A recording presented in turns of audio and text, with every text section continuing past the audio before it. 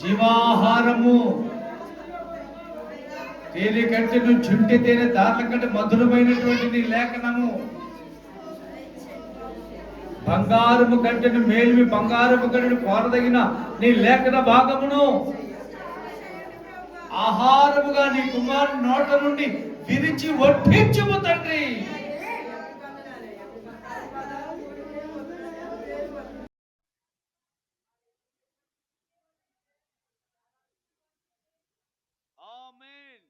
చెప్పండి స్వరమెత్తి ఆమేన్. ఆమేన్.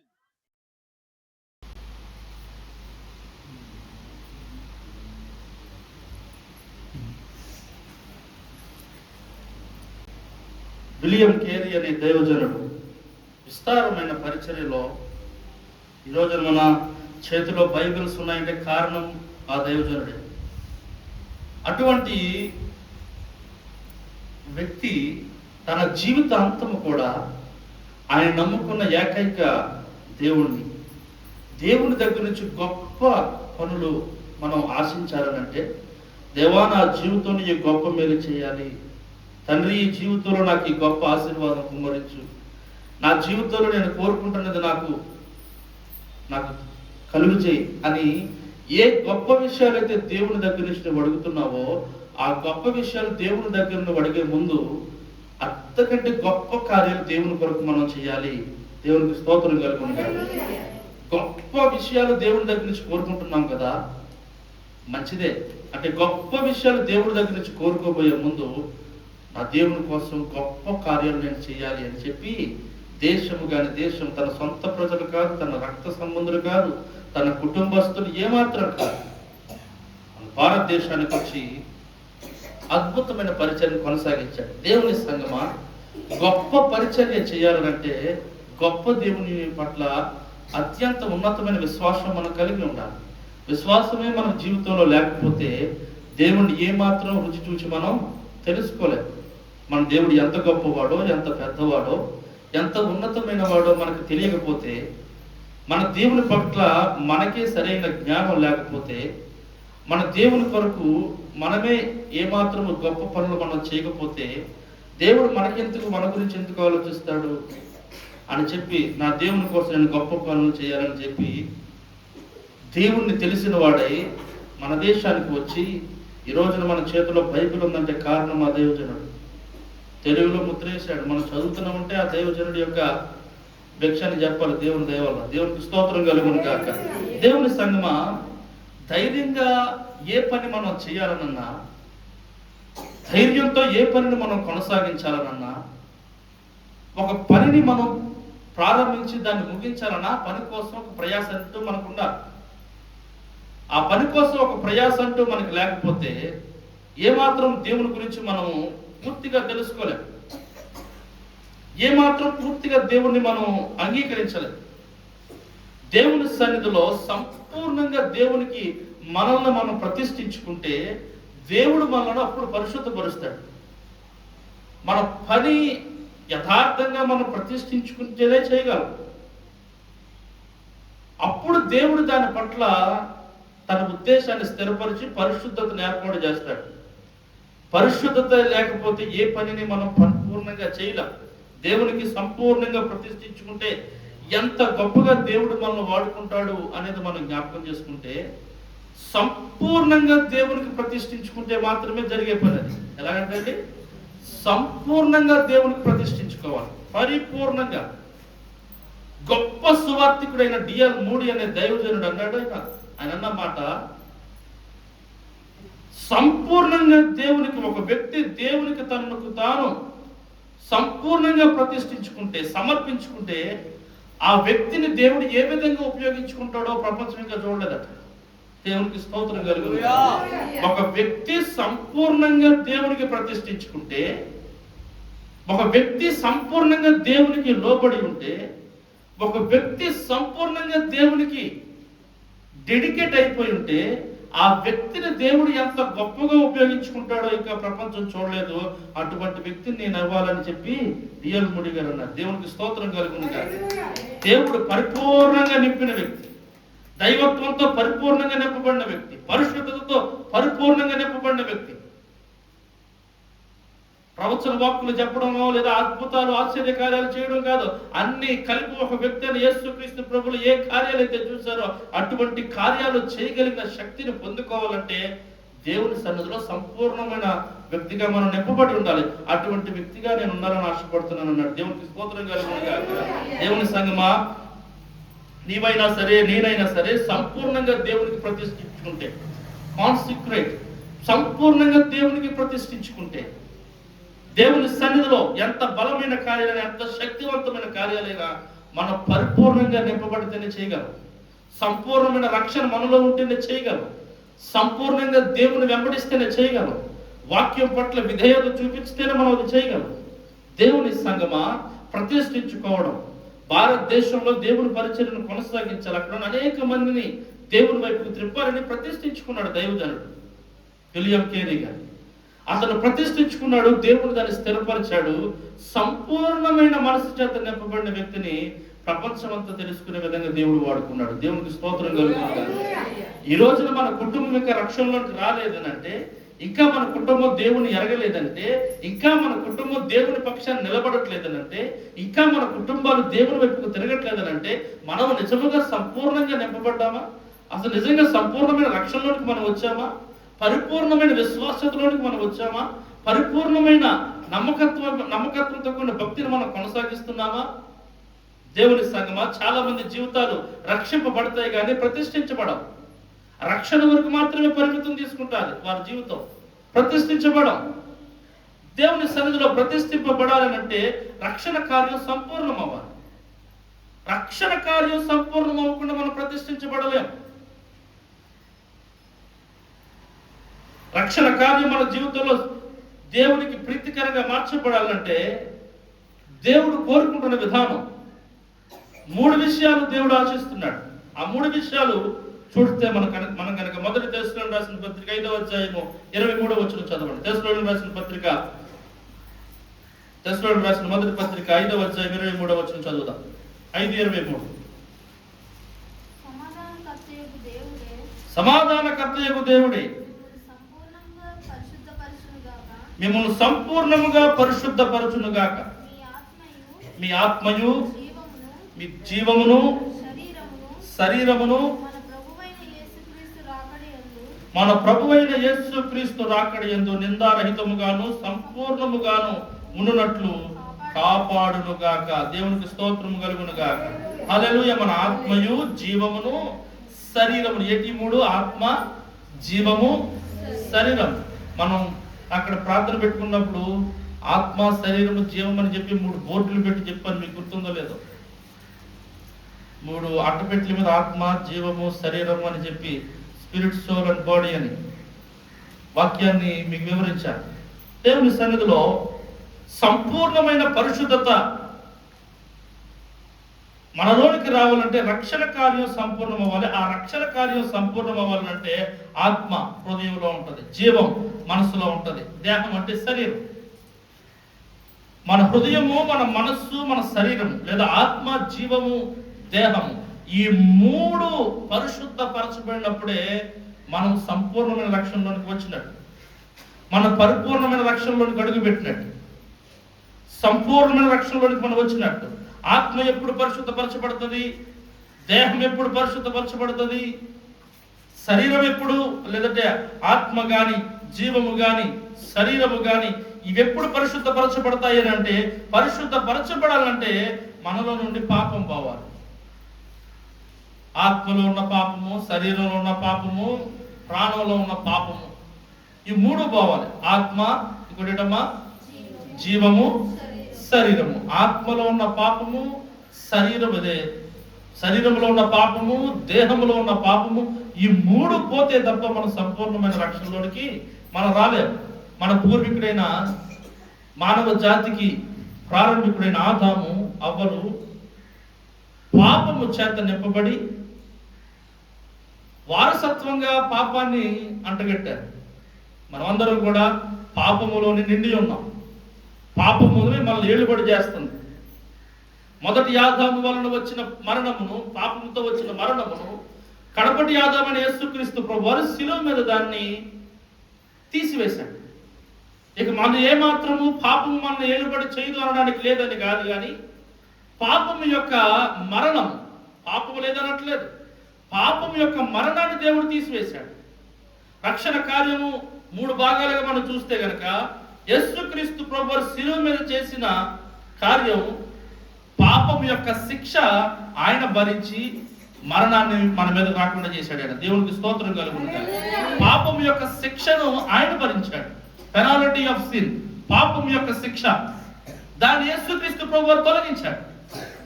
రెండోది ఏంటంటే పరిశుద్ధాత్మను మనకిచ్చి శక్తిని పొందుకొని పాపము యొక్క శక్తిని జయించమని పరిశుద్ధాత్ముడు మనకిచ్చాడు. సర్వసాధారణంగా పాపము చాలా శక్తివంతమైనది. పవర్ ఆఫ్ సిన్, శక్తివంతమైన పాపమును జయించడానికి శక్తివంతమైన పరిశుద్ధాత్మను దేవుడు మనకిచ్చాడు. దేవునికి స్తోత్రం కలుగునుగాక. పాపం యొక్క మరణాన్ని, అంటే ఆదాము యొక్క పాపం వల్ల మరణం వస్తే ఆ మరణాన్ని యేసుక్రీస్తు ప్రభు వారి యొక్క రక్తము చేత మనలను ఆ మరణానికి అందుబాటులోకి వెళ్ళనివ్వకుండా మన పాపములను ఆయన భరించి శిలువలో మరణించాడు. అక్కడతో మన ఆత్మ రక్షింపబడింది. పాపము చేత నిత్యము పరిపాలించబడుతున్న లోకం అనే ఈ భయంకరమైన శక్తితో నింపబడిన ఈ పాపాన్ని జయించడం కోసం వేరొక ఆత్మను నేను మీ ఎదురు విడిచిపెట్టి వెళ్తున్నాను, ఆదరణకర్తను, అతను నిత్యము మీతో ఉంటాడని చెప్పి పరిశుద్ధాత్మను దేవుడు మనకు అనుగ్రహించాడు. పాపం యొక్క శిక్ష పోయింది, కానీ పాపం యొక్క శక్తి ఇంకా లోకంలో పనిచేస్తుంది. పాపపు శిక్ష మాత్రం పోయింది, కానీ పాపం యొక్క శక్తి ఇంకా భూమి మీద ఏలుబడి చేస్తుంది. నేను వద్దు అనుకుంటున్న పాపపు ఆలోచనలు, నేను చేయకూడదు అనుకుంటున్నా చేస్తున్న పాపము, నేను తలంచకూడదు అనుకుంటున్నా తలంపులోకి వస్తుంది, నేను మాట్లాడకూడదు అనుకుంటున్నా నా మాటల్లోకి వస్తుంది, నేను చేయకూడదు అనుకుంటున్నా నాకు తెలియకుండా నేను చేసేస్తున్నాను. ఇలాంటి శక్తితో నింపబడిపోయిన పాపమును తొలగించిన నిమిత్తమై పరిశుద్ధాత్మను దేవుడు మనకు విడిచిపెట్టాడు. దేవునికి స్తోత్రం కలుగునుగాక.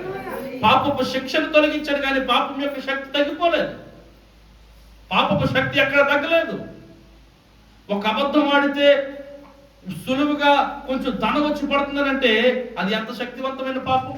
ఒక చిన్న సంతకం పెడితే విస్తారమైన ఆస్తి వస్తుందనంటే అది ఎంత శక్తివంతమైన పాపం. ఇలాంటి పాపము ప్రపంచమంతా ఏలుబడి చేస్తూ ఉంటే ఈ ఏలుబడి చేస్తున్న పాపపు యొక్క కోరలు వచ్చి వేయడం కోసం ప్రతి ఒక్కరికి దేవుడు పరిశుద్ధాత్మని ఇచ్చాడు. దేవునికి స్తోత్రం కలుగునుగాక. అందుకే దేవుడు అంటున్నాడు, శక్తిని పొందుకో. దేవునికి స్తోత్రం కలుగునుగాక. పాపం యొక్క శక్తిని మన శరీరంతో మనం జయించలేం. పాపం యొక్క శక్తిని మన దేహంతో జయించలేం. పాపం యొక్క శక్తిని మన ఆలోచనతో జయించలేం. పాపం యొక్క శక్తిని జయించగలిగేది కేవలం పరిశుద్ధాత్మ మాత్రమే. దేవునికి స్తోత్రం కలుగునుగాక. పరిశుద్ధాత్మ లేకపోతే పాపాన్ని మనం జయించలేమండి. పాపం యొక్క పరిస్థితిని మనం ఎదిరించలేం. పాపాన్ని జయించాలంటే మనకు కావలసింది పరిశుద్ధాత్మ. అటువంటి పరిశుద్ధాత్మను పొందుకోవాలని దేవుడు కోరుకుంటున్నాడు. పాపము ఈ లోకంలో ఉండకుండా పూర్తిగా తీసివేయడానికి దేవుడు ప్రజెన్స్ ఆఫ్ సిన్, యేసుక్రీస్తు ప్రభువు యొక్క 2వ రాకడలో భూమి మీద పాపం అనేదే లేకుండా, భూమి మీద పాపము ఏలుబడి చేయకుండా, భూమి మీద పాపము ఏం మాత్రము నిలవబడడానికి వీలు లేకుండా, దాని ఛాయను భూమి మీద కనబడకుండా యేసుక్రీస్తు ప్రత్యక్షమైనప్పుడు ఆయన 2వ రాకడలో 1000 ఏండ్లు సాతానుని పాతాళంలో బంధించే కార్యక్రమం. దేవునికి స్తోత్రం కలుగునుగాక. సాతానుని సంపూర్ణంగా బాధిపెడేస్తున్నాడు దేవుడు. ఈ 3 పనులు, ఈ 3 కార్యాలు మనం జ్ఞాపకం చేసుకుంటే పెనాల్టీ ఆఫ్ సిన్, పాపపు యొక్క శిక్షను శిలువ మీద భరించాడు. శిక్ష పోయింది, కానీ దాని శక్తి ఇంకా బలహీనం అవ్వలేదు. దాని శక్తిని వంచడం కోసం పరిశుద్ధాత్మను దేవుడు ఇచ్చాడు. పరిశుద్ధాత్మను దేవుడు మనకి ఇచ్చిన తర్వాత ఆయన చేసిన పని, దాని యొక్క ఛాయ భూమి మీద కనబడకుండా ఉండడం కోసం 2వ రాకడలో మన కొరకు దిగి వస్తున్నాడు. దేవునికి స్తోత్రం కలుగునుగాక. హల్లెలూయా. పాపం పోయే కొలది రక్షణ సంపూర్ణం అవుతూ ఉంటది. పాపము పోయే కొలది రక్షణ పరిపూర్ణం అవుతూ ఉంటది. ఈ 3 ఏరియాస్ లో ఆత్మ, జీవము, శరీరము, ఈ 3 మనం జాగ్రత్తగా జ్ఞాపకం చేసుకుంటే నా ఆత్మ రక్షింపబడాలనంటే, నా శరీరము, నా దేహము, నా జీవము, నా మనస్సు రక్షింపబడాలనంటే, నా దేహము రక్షింపబడాలనంటే నేను ఏం చేయాలి? నా దేహం ఎప్పుడు పరిశుద్ధతను కోరుకోవాలి, నా ఆత్మ ఎప్పుడు పరిశుద్ధత వైపు పరిగెట్టాలి, నా శరీరం ఎప్పుడు పరిశుద్ధమైన కార్యాల కోసం తపన పడుతూ ఉండాలి. దేవునికి స్తోత్రం కలుగును గాక. రక్షణ కార్యము మన జాగ్రత్తగా చూసుకుంటే, భూత వర్తమాన భవిష్యత్ కాలంలో మనం చూసుకుంటే, గతంలో పాపపు శిక్షను 2000 సంవత్సరాల క్రితం యేసుక్రీస్తు ప్రభువారు కొట్టివేశాడు. ప్రస్తుతం మనం జ్ఞాపకం చేసుకుంటే, ప్రస్తుతం పాపంతో పోరాడి జయించడానికి పరిశుద్ధాత్మనిచ్చాడు. రాబోయే కాలంలో పాపమే భూమి మీద లేకుండా, పాపము భూమి మీద ఏలుబడి చేయకుండా దేవుడు సంపూర్ణంగా సాతాను తీసుకెళ్లి నిత్య పాశములో దాన్ని త్రొక్కివేయబోతున్నాడు. అది భూత వర్తమాన భవిష్యత్ కాలాల్లో దేవుడు చేయబోయే పని. దేవుని సంగమా, నా ఆత్మ గతంలో రక్షింపబడింది అని అంటే యేసుక్రీస్తు ప్రభువారి శిలువ మరణము ద్వారా నా ఆత్మ రక్షింపబడింది. నేనేమాత్రము పాప శిక్ష కరుగుని కాదని శిలువ మరణం మీద దేవుడు చేసి చూపించాడు. నా జీవము లేదా నా ప్రాణము, నా ప్రాణము రక్షింపబడుతూ ఉంది. కారణం, నేను నిత్యం పరిశుద్ధాత్మ చేత పాపంతో పోరాడుతున్నా. అది రక్షింపబడుతూనే ఉంటుంది. ప్రతి దినము రక్షింపబడాలి. ఎందుకు తెలుసా? ఉదయాన్నే లేచేటప్పుడు ఒక రకమైన తలంపులు, మధ్యాహ్నం ఒక రకమైన తలంపులు, సాయంకాలం ఒక రకమైన తలంపు, రాత్రి ఒక రకమైన తలంపు, అర్ధరాత్రి ఒక రకమైన తలంపులు, తెల్లవారుజామున ఒక రకమైన తలంపులు. ఏ క్షణంలో కావలసిన పాపపు కోరికలు ఆ క్షణంలో పుట్టించగలిగిన వాడు సాతానుడు. మన బలహీనత, మన వీక్ పాయింట్ ఏంటో వాడికి బాగా తెలుసు. ఏది చూపిస్తే ఈ వ్యక్తి పాపంలో పడిపోతాడో, ఏది చూపిస్తే ఈ వ్యక్తి చాలా తొందరగా దొరికేస్తాడో, కంటికి చూపిస్తే దొరుకుతాడా, నోటి మాటతో దొరుకుతాడా, వినికిడి ద్వారా దొరుకుతాడా, లేదంటే ప్రయాణంలో దొరుకుతాడా, ఒక వేరేలో కూర్చుంటే దొరుకుతాడా, ఎక్కడ దొరుకుతాడో ఆ సమయాన్ని కేటాయించుకుంటాడు సాతానుడు. వాడికి బాగా తెలుసు మన వీక్ పాయింట్స్ ఎలా ఉంటాయో. అలాంటి పాపమును జయించడం కోసం దేవుడు అంటున్నమాట, రక్షింపబడుటనంటే పాపం నుండి సంపూర్ణంగా విడిపించబడ్డ నా శరీరము నిత్యము నా పరిశుద్ధతతో నింపబడితేనే ఆ పాపాన్ని జయించగలిగిన పరిశుద్ధాత్మ శక్తిని మనం పొందుకోగలం. వస్తున్న ప్రతి ఆలోచనలను, వస్తున్న ప్రతి తలంపులను, అది కంటికి ఇష్టపడుతుందా, నోటి మాటలకు ఇష్టపడుతుందా, వినికిడికి ఇష్టపడుతుందా, చేతి సైగలకు ఇష్టపడుతుందా, ఒక స్థలంలో కూర్చుంటే ఇష్టపడుతుందా, ప్రయాణం చేయడానికి ఇష్టపడుతుందా, ప్రయాణంలో పడేస్తాడు, ఎక్కడ పడేస్తాడో తెలియదు. అది ఏ వీధో, అది ఏ స్థలమో, ఎక్కడ చూపో, ఎక్కడ వినికిడో, ఎక్కడ మాటో, దాన్ని నిత్యము జయించాలంటే మనకు కావాల్సిన పరిశుద్ధాత్ముడు. దేవునికి స్తోత్రం కలుగును గాక. యేసుక్రీస్తు ప్రభువు రెండవ రాకడలో నా శరీరము విమోచింపబడుతుంది. శరీరం విమోచింపబడాలంటే రాకడ రావాలి. ఈ శరీరం విమోచింపబడిన వెంటనే మహిమ దేహంగా మనం నింపబడతాం. మృతమైన శరీరం కాస్త అమృతమైపోతుంది. ఫిజికల్ బాడీ కాస్త స్పిరిచువల్ బాడీ అయిపోతుంది. ఆత్మానుసారమైన శరీరం అవుతుంది. మహిమ చేత నింపబడిన శరీరం అవుతుంది. అంటే ఈ పాపపు శరీరాన్ని భూమి మీద మట్టికి మన్నుగా కలుపుతాడు. మట్టికి మన్ను అయిపోయిన శరీరంను నుంచి దేవుడు దాన్ని బయటికి తీసి ఆత్మ శరీరమును దయచేస్తాడు, మహిమపరుస్తాడు, నిత్యరాజ్యములను తీసుకుని వెళ్ళిపోతాడు. దేవుని సంగమ రెండు విషయాలు. మన ఆత్మ రక్షింపబడింది యేసుక్రీస్తు ప్రభువారి శిలువ మీద చేసిన బలియాగం ద్వారా. యేసుక్రీస్తు ప్రభువారి శిలువ మీద చేసిన బలియాగం ద్వారా మన ఆత్మకు రక్షణ వచ్చింది. ఏ విధంగా? విశ్వసించడం ద్వారా. మనం విశ్వసించాము. యేసుక్రీస్తు ప్రభువారి భూలోకంలో కన్యక గర్భవతి కుమారుని కన్నది, ఒక కన్యక కుమారుని కన్నది. ఆయన మెస్సయ్య. ఆయన ఈ లోకానికి వచ్చాడు, 3.5 సంవత్సరాలు పరిచయం చేశాడు. రోమా సైనికుల చేతులకు అప్పగించబడ్డాడు. 39 కొరడా దెబ్బలు పిడుగుతులు గుద్ది శిలువ మరణకు అప్పగించబడ్డాడు. ఆయన వాగ్దానం చేసిన రీతిగా, ప్రవక్తలు ప్రవచించిన రీతిగా ఆయన 3వ దినాన పునరుద్ధానుడే తిరిగి లేచాడు. ఆయన తిరిగి లేచి అందరు శిష్యులు చూస్తూ ఉండగా ఆరోహణుడే తిరిగి వెళ్ళిపోయాడు. అతి త్వరలో ఆయన రాబోతూ ఉన్నాడు. ఆయన శిలువలో కార్చిన రక్తము ద్వారా నాకు పాప విమోచన వచ్చిందని చెప్పి నేను విశ్వసించడం ద్వారా నా ఆత్మ పరిశుద్ధపరచబడుతుంది. నా ఆత్మ పరిశుద్ధపరచబడుతుంది. అక్కడ చేత నా ఆత్మ పరిశుద్ధపరచబడింది కేవలం విశ్వసించడం ద్వారా. మట్టికి మన్నైపోయిన తర్వాత నా శరీరమునకు మహిమ శరీరాన్ని ఏర్పాటు చేస్తాడు. నేను నిత్యముగా దేవుని సన్నిధిలో నా పాపమును, నా శాపమును, పశ్చాత్తాపంతో నేను ఒప్పుకొని దేవుని సన్నిధిలో దేవుని యొక్క మహిమను ఏమాత్రం ఎక్కడ దుర్వినియోగపరచకుండా, ఆయన నామమును ఎక్కడ కూడా అవమానంగా నేను ఉచ్చరించకుండా, ఆయన సన్నిధానమును నేను చేస్తున్న ప్రతి పనికి యథార్థతను దేవుడు గమనిస్తున్నవాడే, నిత్యము పరిశోధిస్తున్న పరిశుద్ధిని యొక్క కను సైగలలో ఏ మాత్రము పాపము లేని వాడిగా ఉండి, నా మరణము సమీపించిన, దేవుని రాకడ సమీపించినా సరే నిత్యము దేవుని కొరకు బ్రతుకుతున్న వాడినైతే నా శరీరమునకు మహిమ శరీరాన్ని ఏర్పాటు చేస్తాడు, నిత్యరాజ్యంలో తీసుకువెళ్తాడు.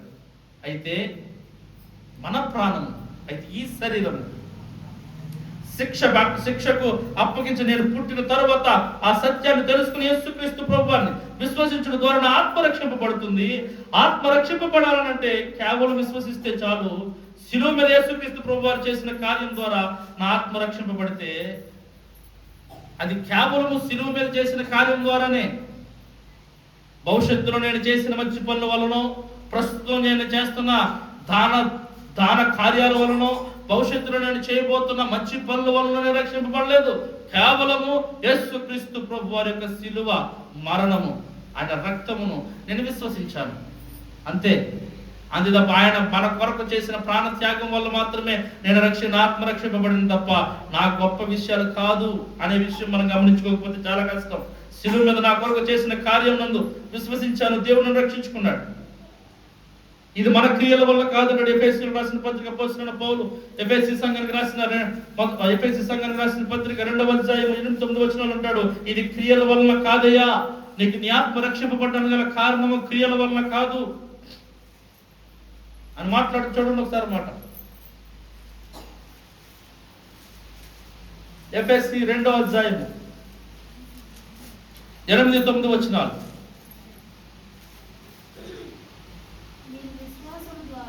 మీరు విశ్వాసము ద్వారా కృప చేతనే రక్షింపబడి ఉన్నారు.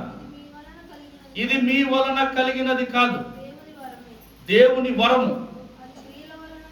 అది క్రియల వలన కలిగినది కాదు. నేను ఉపవాస ప్రార్థన ఉన్నానండి, నేను ఫాస్టింగ్ అదేంటి రాత్రంతా ప్రార్థనలో ఉన్నానండి, ఏ వారం నేను ప్రార్థన మానలేదండి, ప్రతి వారం దేవుని సన్నిధికి వచ్చానండి, వీటి వల్ల కాదు నీకు రక్షణ వచ్చింది.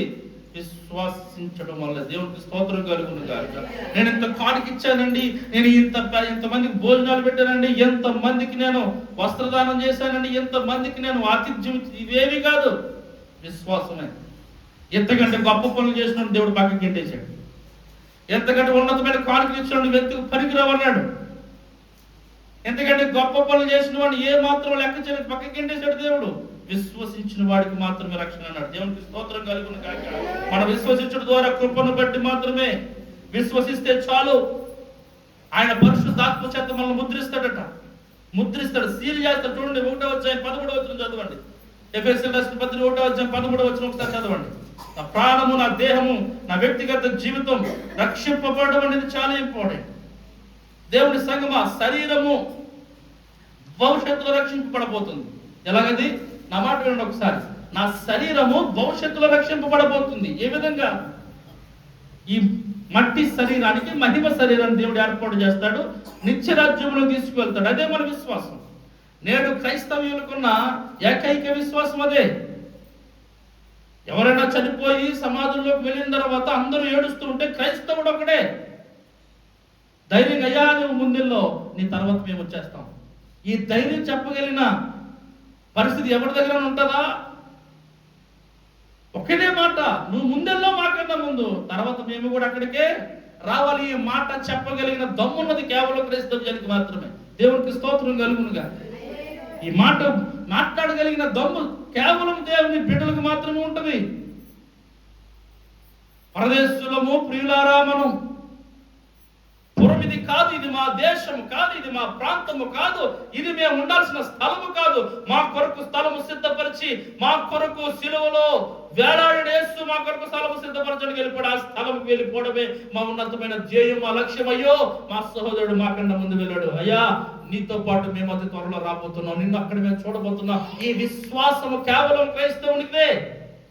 ఈ శరీరము భవిష్యత్తులో రక్షింపబడబోతుంది. ఈ శరీరము భవిష్యత్తులో దేవుని రాజ్యంలో ఉంటుందనే విశ్వాసం భవిష్యత్తులో దేవుడు ఏర్పాటు చేశాడు. గడిచిన కాలంలో 2000 సంవత్సరాల క్రితం యేసుక్రీస్తు ప్రభువారు శిలువ మరణం చేత నా ఆత్మ రక్షింపబడింది. కేవలము విశ్వసించడం ద్వారా, క్రియలను బట్టి కాదు. ఇది మీ వల్ల కలిగినది కాదు. 2వ అధ్యాయము 8-9 వచనాల ప్రకారంగా ఇది మన వల్ల కలిగినది కాదు.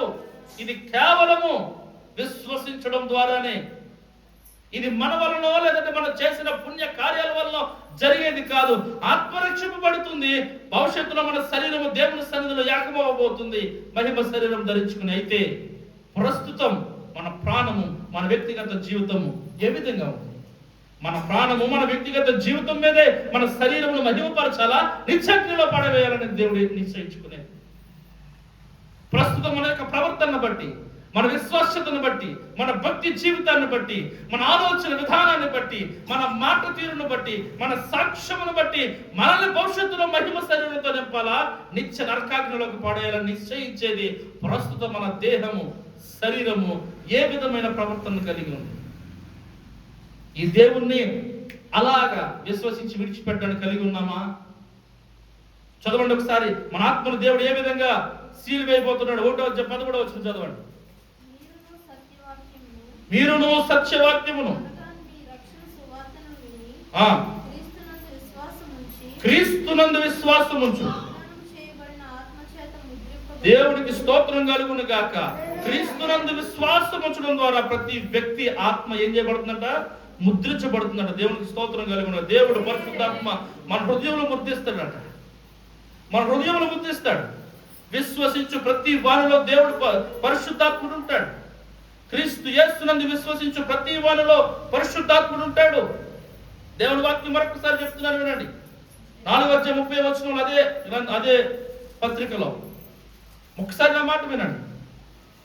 క్రీస్తు యేసునందు విశ్వసించు ప్రతి వారిలో పరిశుద్ధాత్ముడు ఉంటాడు.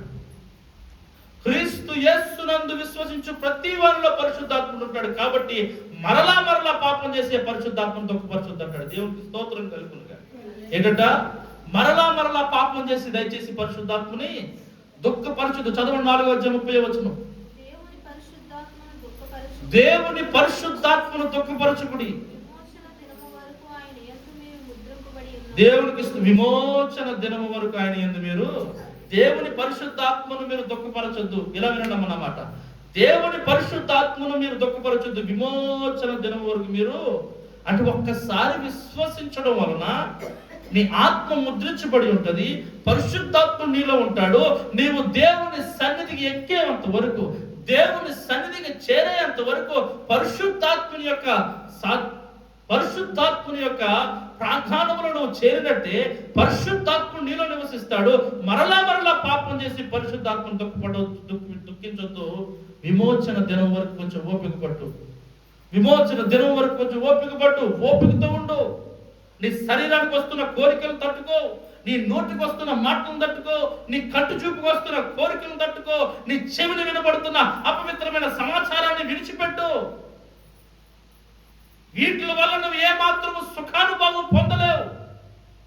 లోకానుసారమైన కంటి చూపు నీ శరీరాన్ని సుఖానికి ఇవ్వచ్చు. లోకానుసారమైన మాట నీ దేహానికి సంతృప్తినివ్వచ్చు. లోకానుసారమైన సమాచారము నీ చెవికి వినసొంపుగా ఉండొచ్చు. అది నిత్య నరకాగ్నియే. అది నిత్య నరకములోనికి తీసుకువెళ్ళేది. విమోచన దినం వచ్చేంత వరకు ముద్రించబడిన ఆత్మను ఏమాత్రము పాపం చేసి దుఃఖపడవద్దు. పరిశుద్ధాత్మను దుఃఖపడవద్దు అని అంటున్నాడు. దేవునికి స్తోత్రం కలుగునుగా. దేవుని సంగమా, విశ్వసించు ప్రతి వారిలోనికి పరిశుద్ధాత్ముడు దిగి వస్తాడు. నేను క్రీస్తు యేసునందు మరణమందు విశ్వసించాను. ఆయన పునరుద్ధానుడై తిరిగి లేచాడని విశ్వసించాను. నా కొరకు స్థలం సిద్ధపరచడానికి ఆరోహణై తిరిగి వెళ్ళిపోయాడని విశ్వసిస్తున్నాను. మరలా కడబూరతోనే మోగడంతోనే మేఘారుడై గొప్ప శబ్దముతో నా కొరకు ఆయన తిరిగి రాబోతున్నాడని విశ్వసిస్తున్నాను. ఎక్కడి చేత నీ ఆత్మ రక్షింపబడినట్లే. నీ ఆత్మ రక్షింపబడింది. నీ ఆత్మ రక్షింపబడమే కాదు, విశ్వసించడం వల్ల నీ ఆత్మ ముద్రించబడింది. నీ ఆత్మ ముద్రించబడడం ద్వారా నువ్వు మారు మనసు పొంది రక్షణ పొందావు కదా. నీలోని పరిశుద్ధాత్ముడు వచ్చాడు. మరలా పాపం చేసి మరలా పాప ఆలోచించి దయచేసి పరిశుద్ధాత్మను దుఃఖపరచొద్దు విమోచన కాలం వరకు. విమోచన కాలం వరకు. 4:30 మరొకసారి చదవండి. 4:30 దేవుని పరిశుద్ధాత్మను దుఃఖపరచొద్దు. విమోచన కాలము వరకు ఆయన యందు మీరు ముద్రింపబడి ఉన్నారు. దేవునికి స్తోత్రం కలుగును గాక. ఏ కాలం వరకు అనండి? విమోచన కాలం వరకు. నా పాపముల కొరకు నా ప్రభు తన విలువైన రక్తాన్ని చిందించాడు.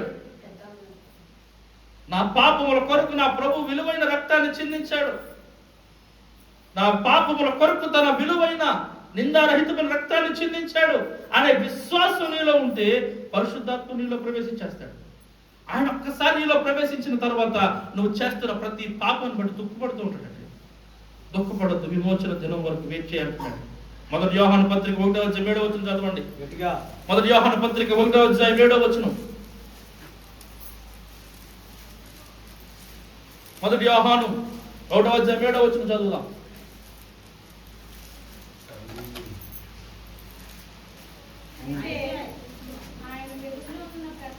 అయితే ఆయన వెలుగులో ఉన్న ప్రకారము మనమును వెలుగులో నడిచిన ఎడల మనము అన్యోన్య సహవాసము గలవారమై ఉందము. దేవునికి స్తోత్రం కలుగును గాక. తర్వాత అప్పుడు ఆయన కుమారుడైన యేసు రక్తము దేవునికి ప్రతి పాపము నుండి పవిత్రులుగా చేసిన ఆ రక్తమందును విశ్వాసం ఉంటే పరిశుద్ధాత్మ నిన్ను ముద్రిస్తాడు. ఆ ముద్రించిన తర్వాత పరిశుద్ధాత్మను దుఃఖపరచనివద్దు. విమోచన దినం వరకు నువ్వు ఉంటే చాలు.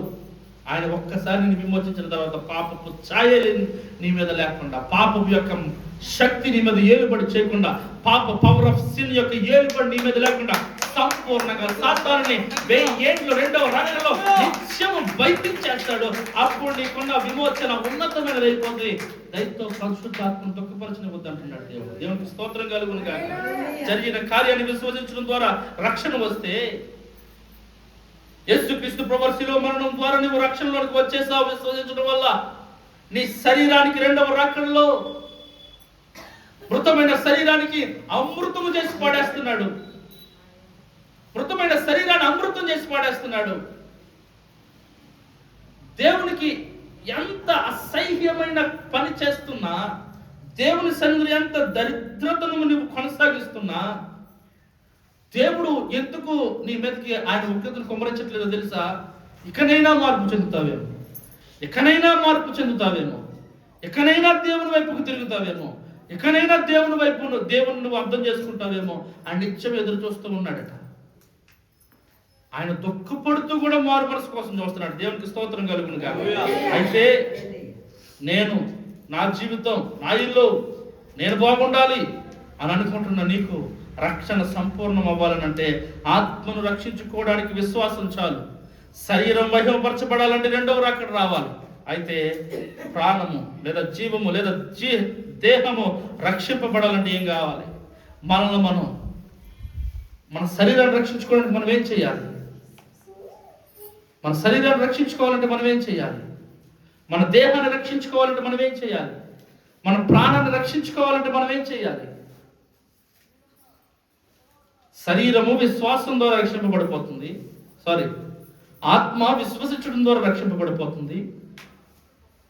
మట్టికి మన్నైపోయిన ఈ శరీరం మహిమ దేహంతో నింపబడి దేవుని రాజ్యానికి వెళ్ళిపోతుంది.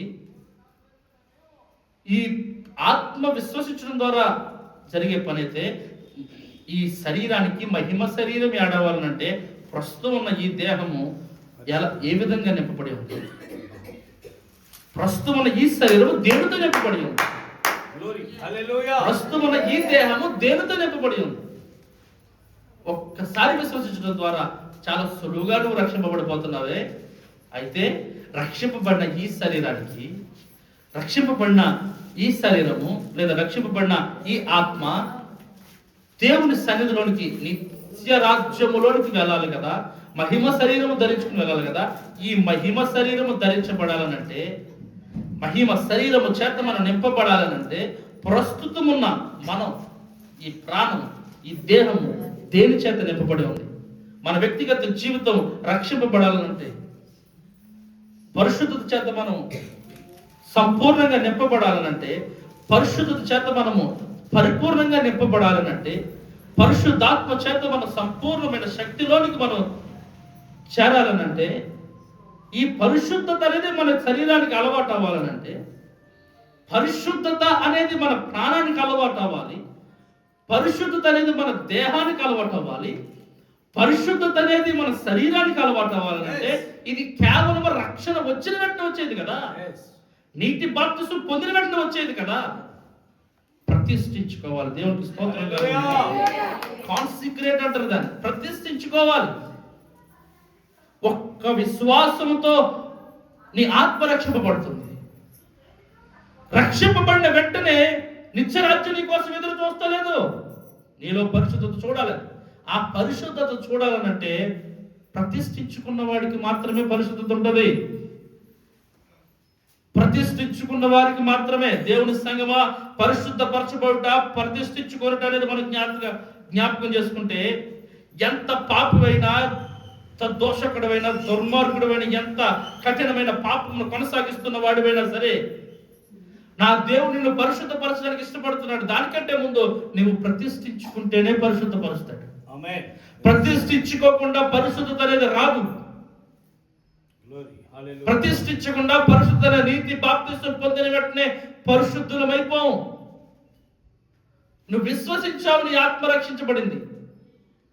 అయితే నీ శరీరము, మృతమైన నీ శరీరము ఏ మాత్రము నిత్యరాజ్యములోనికి చేరడానికి అర్హత లేని నీ శరీరము మట్టికి మన్నైపోయి మహిమ శరీరం చేత నింపబడాలంటే ఆ శరీరము పరిశుద్ధత చేత నింపబడినదైతే ఆ పరిశుద్ధత నీకు రావాలంటే దానికంటే ముందు నువ్వు ప్రతిష్ఠించుకోవాలి కదా. ప్రతిష్ఠించుకోకుండా పరిశుద్ధత అనేది రాదు కదా. ఈ ప్రతిష్టత నీకు లేకపోతే పరిశుద్ధత నీకు మాత్రము నీకు సమీపించదు. ఇటువంటి ప్రతిష్టత నీలో ఉందా? ప్రతిష్ఠించుకున్నామా? దేవుని పాదాల యొద్ద ప్రతిష్ఠించుకోవడానికి సిద్ధంగా ఉంటే గనక దేవుడు అంటున్నాడు, ఆత్మ పరిశుద్ధపరచబడడానికి విశ్వసిస్తే చాలు. మన దేహము లేదా మన ప్రాణము రక్షింపబడాలంటే విశ్వాసం ఒకటే చాలదు, విశ్వాసంతో పాటు క్రియలు కావాలి. ఏంటంట? మన దేహం లేదా మన ప్రాణము రక్షింపబడాలనంటే విశ్వాసం ఒకటే కాదు, క్రియలు కూడా కావాలట. మనం ముందు చదువుకున్నది మనం జ్ఞాపకం చేసుకుంటే, ముందు చదువుకున్నదైతే క్రియల వలన కాదు, విశ్వాసం వల్ల రక్షింపబడ్డామని చదువుకున్నాం. ఇప్పుడు ఏమంటున్నాను? విశ్వాసం ఒకటే సరిపోదు, క్రియలు కూడా కావాలట. ఏంటి రెండాటికి డిఫరెన్స్? చదవండి ఒకసారి. ఎఫెసీయులకు రాసిన పత్రిక 2వ అధ్యాయం 8-9 వచనాల్లో అక్కడ రాయబడి ఉంది, ఆత్మ రక్షింపబడాలనంటే విశ్వాసం చాలండి. అయితే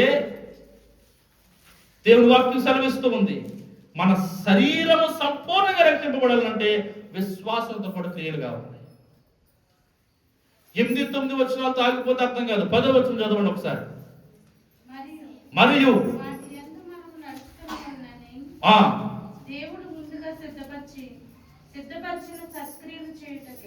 దేవుడు ముందుగా సిద్ధపరిచిన సత్క్రియలను చేయుటకే మనము క్రీస్తు యేసునందు సృష్టింపబడిన వారమై. దేవునికి స్తోత్రం కలుగునుగా. విశ్వాసము ద్వారా మన ఆత్మ రక్షింపబడింది. మన ఆత్మ రక్షింపబడిన తర్వాత ఈ శరీరము ఆత్మ చేత నింపబడింది కదా. ఆత్మ శరీరం చేత నింపబడింది. శరీరంలో ఆత్మ ఉంది కదా. ఈ శరీరము మహిమ శరీరముగా మార్చబడాలంటే ఇది దేని చేత నింపబడాలి తెలుసా? సత్క్రియల చేత నింపబడాలంట. దేవునికి స్తోత్రం చెప్పండి. హల్లెలూయా. ఏమండి, విశ్వాసముతో పాటు క్రియలు కావాలని దేవుడు కోరుకుంటున్నాడు. క్రియల వల్ల కాదు, విశ్వాసం వల్ల మన ఆత్మ రక్షింపబడుతుంది. ఆత్మ రక్షింపబడడానికి ఏమాత్రం క్రియలు అవసరం లేదు, విశ్వసిస్తే చాలు. నీ ఆత్మ రక్షింపబడినట్టు. ఏంటా విశ్వాసం? యేసు ప్రభువునందు విశ్వసించడం. అయితే ముందుగా సిద్ధపరచబడిన సత్క్రియలు ఏంటయ్యి? ముందుగా సిద్ధపరచబడిన సత్క్రియలు కలిగి ఉంటే మన శరీరం రక్షింపబడుతుంది. అప్పుడు ఈ శరీరము మృతమైన తర్వాత మహిమ శరీరంతో నింపబడి దేవుని రాజ్యానికి వెళ్తుంది. నా మాట అర్థమైందండి?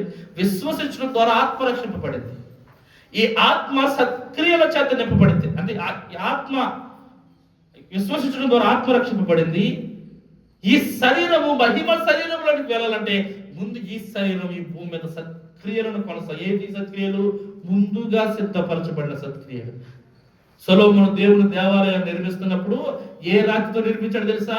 ముందుగా సిద్ధపరిచి తెచ్చిన రాళ్ళ చేత నిర్మించబడినారు. దేవునికి స్తోత్రం కలుగును గాక. ముందుగా సిద్ధపరచబడిన రాయి. ఏంటా రాయి? ముందుగా సిద్ధపరిచి గోడ కడుతున్నప్పుడు ఈ చివరి నుంచి ఈ చివరికి గోడ కడుతున్నప్పుడు ఆ చివరికి వచ్చేసరికి పూర్తి ఇటుకు పెట్టడు. అక్కడ చిన్న ముక్క కావాలి. ఆ ముక్క కావాలంటే తాపి మేస్త్రి ఏం చేస్తాడు? కొడతాడు, తాపి ఇచ్చుకునే సుత్తిచ్చి కొడతాడు. కానీ అలా కొట్టిన శబ్దము, సుత్త శబ్దం కానీ ఈత శబ్దం కానీ ఏది రావడానికి వీలు లేకుండా ముందుగా సిద్ధపరిచి తెచ్చిన రాళ్ళ చేత నిర్మించడట.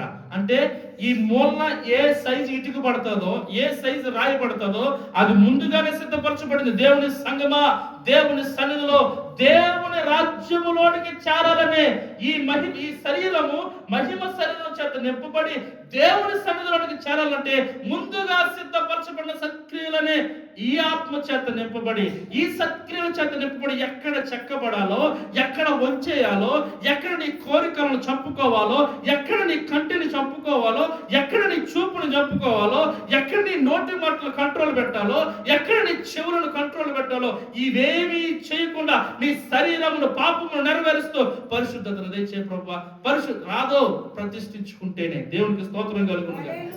ప్రతిష్ఠించుకుంటేనే జరిగే పనిది. ప్రతిష్ఠించుకుంటేనే ఆత్మ బోధించిన ప్రతి సత్క్రియను మనం చేయాలట. ముందుగా ఏర్పరిచిన ఆత్మక్రియలను చేయడానికి ముందుగా మనం ఏర్పాటు చేసుకోవాలి. పరిశుద్ధ పరిచేది ఆయన అయితే ప్రతిష్ఠించుకోవలసింది మనం. ఎలాగండి? పరిశుద్ధ పరిచేది ఆయన మాత్రమే, కానీ ప్రతిష్ఠించుకోవలసింది మనం ప్రతిష్ఠించుకోకుండా ఆయన పరిశుద్ధపరచడు. నువ్వు ప్రతిష్ఠించుకోకుండా పరిశుద్ధపరచడు. ఇంకా పాపమునే కొనసాగిస్తూ తండ్రి నన్ను పరిశుద్ధపరచిన ఆయన అంటే కుదరదు. నీ తలంపులలో అయ్యా నా తలంపుల్లోకి వస్తున్న పాపమును నేను చంపుకుని నేను ప్రతిష్ఠించుకున్నాను. దయచేసి నన్ను పరిశుద్ధపరచనాలి. నేను చేస్తున్న ఈ పాపాన్ని విడిచిపెట్టాను. పాపాన్ని విడిచిపెట్టడం వల్ల పరిశుద్ధుడు అయిపోవు. పాపాన్ని పక్కన పెట్టేయడం వల్ల పరిశుద్ధుడు అయిపోవు. పాపాన్ని చూడకపోవడం వల్ల పరిశుద్ధుడు అయిపోవు. పాపాన్ని చేయకపోవడం వల్ల పరిశుద్ధుడు అయిపోవు. నువ్వు పరిశుద్ధుడు అవ్వాలంటే నువ్వు చేస్తున్న దాన్ని ఆపాలి, ప్రతిష్ఠించుకోవాలి. ఇది నేను చేయను, ఇది నా నిబంధన, నేను నిబంధన చేసుకున్నాను, ఇది నేను చేయను అని ఒక నిబంధన చేసుకుంటే అప్పుడు దేవుడు దాన్ని పరిశుద్ధతలో తీసుకొస్తాడు. నీవు నేను ఎలా పవిత్రపరచుకోవాలో పవిత్రపరచుకుంటే దేవుడు మనం ఏ విధంగా మహిమపరచాలో ఆ విధంగా మహిమపరుస్తాడు. మనం పవిత్రపరచుకోకుండా, మనల్ని మనం దేవుని కొరకు ఏర్పాటు చేసుకోకుండా, మనము దేవుని కొరకు ఏమాత్రము దేవుని కోరుకోకుండా, దేవుని సన్నిధిలో ఏమాత్రం మనం ప్రతిష్ఠించుకోకుండా పరిశుద్ధత అనే రాదు. పరిశుద్ధత లేకపోతే మన రక్షణ సంపూర్ణం అవ్వదు. మన రక్షణ సంపూర్ణం అవ్వాలంటే విశ్వసించాలి. విశ్వసించిన ఈ ఆత్మ రక్షింపబడుతుంది. ఈ ఆత్మ రక్షింపబడిన తర్వాత ఈ శరీరము సత్క్రియలను కొనసాగించాలి. సత్క్రియలను కొనసాగించిన ఈ శరీరము మృతమైన తర్వాత మహిమ శరీరం చేత నింపబడి నిత్యరాజ్యములోనికి చేరుతుంది. ఈ సైకిల్ పూర్తవ్వాలంటే రక్షణ సంపూర్ణం అవ్వాలి. ఈ రక్షణ సంపూర్ణం అవ్వాలంటే విశ్వసిస్తే సరిపోదు. విశ్వాసాన్ని తర్వాత దీని తగ్గ సత్క్రియలు మనం కొనసాగించాలి. ఇది చేయగలగాలి. మొదటి తెస్సలోనికీయులకు రాసిన పత్రిక 5వ అధ్యాయము 23వ వచనం చదవండి ఒకసారి. విశ్వసించాం సరిపోయింది, రక్షణ పొందామంటే సరిపోదు. 3 విషయాలు చెప్పాడు ఆయన. మొట్టమొదటిగా చదువుకునే వాక్యం అది. అపోస్తలుడైన పౌలు తెస్సలోనికీయులకు రాసిన మొదటి పత్రిక 5వ అధ్యాయం 23వ వచనం. 5:23. సమాధానకర్తయగు దేవుడే మిమ్మును సంపూర్ణంగా పరిశుద్ధపరచబడాలంటే ఆత్మ, జీవము, శరీరము. ఆత్మ, జీవము, శరీరము. ఆత్మ విశ్వసించడం ద్వారానే ఆత్మ రక్షింపబడుతుంది. శరీరము సత్క్రియను కొనసాగించడం ద్వారా దేవుని రాజ్యంలోకి వెళ్ళిపోతుంది మహిమ శరీరం ధరించుకొని. నీ జీవము ఆత్మ సంబంధమైన సత్క్రియలు కొనసాగించకపోతే వెళ్ళదు. విశ్వసించడం ఒకటే, నేను పరలోక రాజ్యానికి వెళ్ళిపోతాను, నేను రక్షింపబడను కదా, నా కుటుంబం కూడా వెతుకండి, మా ఊరు కూడా వెతుకండి అని అంటే ఖచ్చితంగా వెళ్ళవు. నేను రక్షింపబడిన చాలండి, నాకు చాలు, నా కుటుంబం ఎందుకండి, మీకేం పని లేదంటే కర్మాలని అడిగినప్పుడల్లా మనసులో అనుకున్న వాళ్ళు ఎంతో మంది ఉన్నారు. ఎక్కడే ఉన్నారు. పాస్ట్ గారు అడిగినప్పుడల్లా ఎంతో మంది ఎందుకు వచ్చిందండి, మేము వస్తున్నాం కదా పోయిన వారం చెప్పాను మేటల కోసం చూసా ఏమేం చేయను. నీ కూర్చుంటే మీకు అర్థమవుతుందా? వచ్చేవారు ఇవి కూడా ఉండవు. ఇది శాంపుల్, ఇది శాంపుల్. పక్కన పెట్టినట్టు ఆ మెట్ల కింద ఉంటుంది సిమెంట్ సంచులు, ఏది పడలేదు, అన్ని అక్కడ పెట్టారు. దేవునికి స్తోత్రం కలుగునుగా. చాలా మంది జీవితంలో విశ్వసించి ఆత్మ రక్షింపబడితే చాలు సరిపోద్ది అనుకుంటున్నారు. అది సరిపోదు. నీ ఆత్మ రక్షింపబడింది కాబట్టి నీ శరీరం ఏది పడితే చేస్తుందా? నేను రక్షింపబడ్డాను కాబట్టి నేను మందిరానికి వెళ్ళకపోయినా పర్లేదు, ఎప్పుడు వెళ్ళినా పర్లేదు, ఎలాగ వెళ్ళినా పర్లేదు అనుకున్నావా? నేను యేసు ప్రభు నమ్ముకున్నాను, చక్కటి కానుకిస్తున్నాను, చక్కటి ఆతిథ్యం ఇస్తున్నాను, అందరికంటే బలమైన పనులు చేస్తున్నాను, అందరికంటే ముందు వస్తున్నాను, ఇది సరిపోదు. సత్క్రియలు నీ శరీరానికి అలవాటు అంటే తెలుసా? దేవుని కొరకు ప్రతి పనిలో ముందుండడం, ప్రతి పనిలో నీ హస్తం ముందుండడం, ప్రతి పనిలో నీ తల ముందుండాలి. యుద్ధానికి వెళ్ళేవాడట క్రైస్తవుడటే. యుద్ధానికి వెళ్ళేవాడు ఎలా ఉంటాడు తెలుసా? ముందు వరుసలో నిలబడడానికి ఇష్టపడతాడు. యుద్ధం చేయాలనుకునేవాడు, ప్రాణం కాపాడుకునేవాళ్ళు అనుకునేవాడు వెనకాల ఉంటాడు. ఆడి ప్రాణం నిత్యం ఎక్కడ ఉంటుంది? ఇంకా జీవితం వెనకాలే ఉంటుంది. దేవునికి స్తోత్రం కలుగునుగా. దేవుని సంగమా, ప్రతిష్ఠించుకోలేకపోతున్న పరిస్థితి ఏంటో తెలుసా? తమ్మును తాము రక్షించబడ్డాం అనుకుంటున్నారు, అంతే. విశ్వసించాం, రక్షణ పొందుకున్నాం అనుకుంటున్నారు, కానీ వారి జీవితం ఎఫెసీయుల పత్రిక 2వ అధ్యాయం 10వ వచనంకి నెరవేర్చబడలేదు. ఏంటది? సత్క్రియలు వారిక చేయట్లా. నువ్వు సత్క్రియలు చేయనంత కాలం విశ్వసించడం ద్వారా పిలువబడిన అనేక మంది ఏర్పరచబడిన వారు కొందరే. దేవుని సంగమా, సంసోను అభిషేకించబడ్డాడు. నమ్మడం అర్థమవుతుందా మీకు? సంసోను అభిషేకించబడ్డాడు. సంసోను నాజీరు చేయబడ్డాడు. సంసోను దేవుని ఆత్మ చేత నింపబడినవాడు, దేవుని బలము చేత నింపబడినవాడు, శక్తివంతుడు, బలవంతుడు. గాడిద దవడ ఎముక చేత ఫిలిస్తీనులు 1000 మందిని చంపినోడు. సింహమైనను ఎలుగుబంటని ఎలాంటిదైనా సంసోను ముందు ఎందుకు పనికిరానిదే. అంత బలవంతుడైనప్పటికీ తల్లికి అవిధేయుడు గాను, దేవునికి అవిధేయుడు గాను జీవిస్తూ ఇశ్రాయేలులో లేకపోతే ఫిలిస్తీన్ల దగ్గరికి వెళ్ళాడట. తనకు నచ్చిన అమ్మాయి కోసం ఫిలిస్తీన్లో మోసం చేస్తుందట, నచ్చిన దానికోసం తిరుగుతున్నాడట. అంటే అభిషేకించబడ్డాడు కానీ ప్రతిష్ఠించబడలేదు. అభిషేకించబడ్డాడు కానీ ప్రతిష్ఠించబడలేదు. నా మాట జాగ్రత్తగా వినాలి మీరు. అభిషేకించబడ్డాడు కానీ ప్రతిష్ఠించబడలా. దేవుని సంగమా, నువ్వు రక్షింపబడొచ్చు, నువ్వు అభిషేకించబడొచ్చు, గొప్ప ప్రసంగాలు చేయొచ్చు, గొప్ప బోధలు చేయొచ్చు. నీ మాటలో అభిషేకము నీ శరీరము ప్రతిష్ఠించుకోకపోతే ఉపయోగపడదు. నీ శరీరము ప్రతిష్ఠించబడాలి. సంసోను శరీరము ప్రతిష్ఠించబడాల. తన దేహము పాపాన్ని కోరుకుంటుంది, కానీ తనలో ఉన్న బలము దేవుడిచ్చింది, తనలో ఉన్న అభిషేకము దేవుడిచ్చింది, తన నెత్తి మీద ఉన్న అభిషేకం దేవుడిచ్చింది, కానీ తన శరీరము ప్రతిష్ఠించబడలా. నా మాటలు అర్థమవుతున్నాయి అనుకుంటున్నాను మీకు. నువ్వు దేవుడి చేత పిలువబడిన వాడు అవ్వచ్చు, దేవుడి చేత అభిషేకించబడిన వాడు అవ్వచ్చు, నాజీలు చేయబడిన వాడు అవ్వచ్చు, కానీ నిన్ను నీవు ప్రతిష్ఠించుకోకపోతే, నీ శరీరాన్ని జయించలేనంత బలహీనుడు అయిపోతే, నా దేవుడిని ఏమాత్రము మహిమ శరీరంతో నీకు దేవుని రాజ్యానికి తీసుకువెళ్ళు. దేవుడు ఏమాత్రం తీసుకువెళ్ళు. గొప్పగా సేవ చేస్తున్న అనేక మంది గొప్ప దైవజనులు నేటికి బలహీనులైపోవడం గల కారణం ఏంటో తెలుసా? గొప్ప సేవ చేస్తున్నారు కానీ శరీరాన్ని ప్రతిష్ఠించుకోవట్లా, శరీరాన్ని చెప్పుకోవట్లా, శరీర కోరికలు చెప్పుకోవట్లా, చూపుడు కంట్రోల్ చేసుకోలేక, చేతులు కంట్రోల్ చేసుకోలేక, విడికిని కంట్రోల్ చేసుకోలేక, నోటి మాటను కంట్రోల్ చేసుకోలేక సంఘాలు దిగదుడిపైపోతున్నాయి, సేవ సన్నగిలిపోతుంది. కారణం అభిషేకం ఉంది కానీ శరీరం ప్రతిష్ఠించబడలా, శరీరాన్ని ప్రతిష్ఠించుకోలేదు. 12 మంది అపోస్తలుల్లో తాను కూడా ఒక అపోస్తలుగా నడిస్తే ఇస్కరియోతు యోధ, తాను కూడా ఒక అపోస్తలుడే, తాను కూడా దేవుని ఆత్మ చేత నింపబడిన వాడే, తాను కూడా యేసుక్రీస్తు ప్రభువును అభిషేకించాడు. ఆయన ధనాపేక్ష చేత, ధనము చేత ఏ మాత్రము బానిసత్వం నుంచి బయట రాలేకపోయాడు. కారణం అభిషేకం ఉంది కానీ ధనాన్ని జయించలేకపోయాడు, ప్రతిష్ఠించుకోలేకపోయాడు. లోకంతో ప్రతిష్ఠించబడకుండా నువ్వు విశ్వాసంతో బాప్తిసం పొంది ఎంత కాలము దేవుడి సన్నిధిలో కొనసాగినా దేవుడు దాన్ని ఇష్టపడే శరీరం కాదు, దేవుడు నివసించే శరీరం కాదని నువ్వు విశ్వసించావంటే నీలో ఉన్న సత్క్రియలు దేవుడికి అనుకూలముగా కనబడట్లా, సంఘానికి అనుకూలమైన సత్క్రియలు చేస్తున్నావేమో. సంఘంలో అందరికంటే మంచి కానుకోవాలి, అందరికంటే మంచి భోజనం పెట్టాలి, అందరికంటే మంచి పనులు చేయాలి. ఇది సంఘం కోరుకునే పనులు అనుకుంటున్నావు, కానీ నా దేవుడు కోరుకునే పనులు తెలుసా? నీ శరీరాన్ని లోకం నుంచి ప్రతిష్ఠించుకున్నావా, కాన్సిక్రేట్ చేసుకున్నావా? దేవుడి కొరకు నీ శరీరాన్ని ప్రతిష్ఠించుకున్నావా? పాపమును చేయకూడదని, వ్యసనం వైపు వెళ్ళకూడదని, కాని మాట పలకకూడదని, చూడకూడదని, వాటిని వినకూడదని, దురద చెవిలి కలదానిపై ఏ మాత్రము దేవుడికి అనుకూలము లేని, దేవుడికి ఇష్టం కానీ మాటలు వినకూడదని నిన్ను నువ్వు ప్రతిష్ఠించుకోగలిగావా? సంసోను ప్రతిష్ఠించుకోలేకపోయాడు. 1000 మందిని ఫిలిష్తీయులు చంపిన బలవంతుడైన సైతము గుడ్లు బిగించేసుకున్నాడు. కారణం ఏంటో తెలుసా? తన శరీరాన్ని ప్రతిష్ఠించుకోలేకపోయాడు.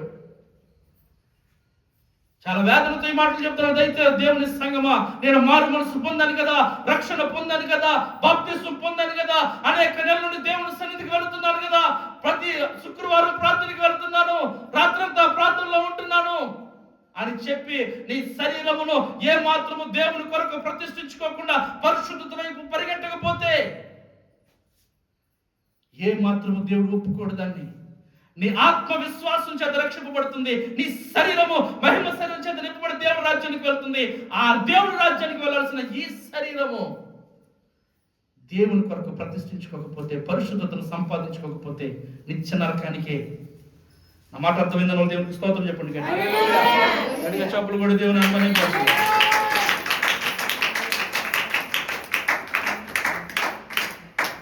హల్లెలూయా.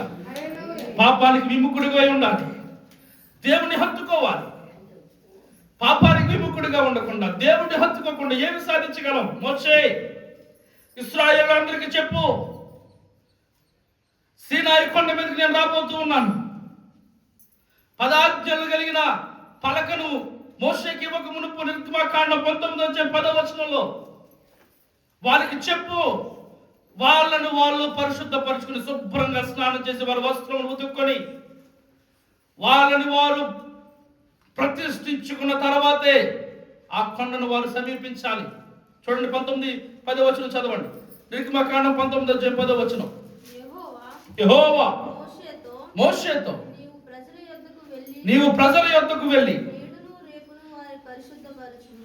నేడును రేపును వారిని పరిశుద్ధపరచును,